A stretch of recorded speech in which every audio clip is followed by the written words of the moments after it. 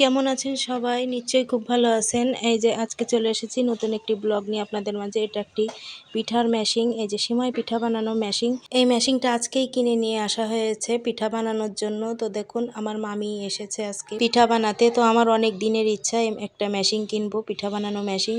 যদিও বা আমি খুব ভালো পারি না বানাতে, আস্তে আস্তে শিখে যাব।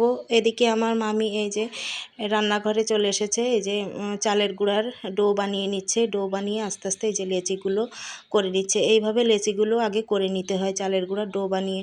আর আমার পাকা বুড়িটা বসে বসে দেখছে, আমার বোনের মেয়েটা আছে ওখানে। তো দেখুন এদিকে ডো বানানো হয়ে গেছে, লেচিও বানানো হয়ে গেছে। আর আমার মা এদিকে এই যে মাংসটা কেটে পরিষ্কার করে ধুয়ে ফেলেছে, আর আমি শুধু দেখছি আর ভিডিও করছি। তো দেখুন মামি এখন এই কাঠের বেঞ্চটার সঙ্গে মেশিনটা সেট করে নিচ্ছে। কাঠের চেয়ার হলেও হয়, তো কাঠের যে কোনো জিনিস হলেও এই মেশিনটা সেট করা যায়। তো এখন আমার ছেলে ঘোরাচ্ছে, আমার ছেলের অনেক ইচ্ছা হয়েছে ঘোরাবে।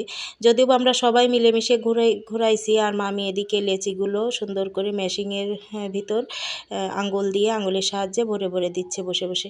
আর মা এদিকে মাংসটা রান্না করছে, বেশ কষা কষা করে মা মাংসটা রান্না করছে। আর যে পিঠাগুলো হয়ে যাচ্ছে মামি মেশিন থেকে তুলে এনে পিঠাগুলো পাশে সরিয়ে রাখছে। এই পিঠাগুলো অনেক ভালো খেতে, আমার তো অনেক পছন্দের একটি পিঠা। খেতে ভালো লাগে, বেশ মাংস দিয়ে কষা কষা মাংস দিয়ে খেতে অনেক মজা লাগে। আর আপনাদের আগে থেকে বলে রাখি, এটা আমার মায়ের বাড়ি, মা আর মামি মিলেই এই পিঠাটা তৈরি করছে। আর দেখুন এই যে এখন পিঠাটা ভাপ দেওয়া হবে। আর এই পিঠাটা ভাপ দেওয়া হচ্ছে একটি সুপারির খোলা সুন্দর করে ধুয়ে ছিদ্র করে একটি হাঁড়িতে জল দিয়ে এই সুপারির খোলাটা হাঁড়ির মুখে বসিয়ে ঢাকা দিয়ে এই পিঠাগুলো সুন্দর করে সিদ্ধ করা হচ্ছে। যদিও বা রাইস কুকারে করা হয়, রাইস কুকারে দিলে একটু দেরি হয়, আর হাঁড়িতে দিলে এইভাবে করলে অনেক তাড়াতাড়ি করা হয়। আর এই যে আমাদেরও একটু ইচ্ছা করছে এই পিঠাটা তৈরি করতে, আমরাও বসে বসে একটু এই পিঠাটা তৈরি করলাম। আর ওদিকে মামি সেদ্ধ করছে আর এদিকে তৈরি করা হচ্ছে। আর এখন খাওয়া দাওয়ার পালা। এই যে পিঠা তৈরি শেষ, মায়ের মাংস রান্নাটাও শেষ হয়ে গেছে।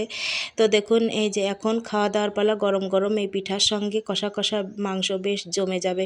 আর এই পিঠাগুলো যে শুধু মাংস দিয়ে খেতে হবে তা নয়, যারা মিষ্টি খেতে পছন্দ করেন তারা গুড় দিয়ে নারকেল দিয়েও খেতে পারেন, বা অন্য অন্য সবজি দিয়েও খাওয়া যাবে।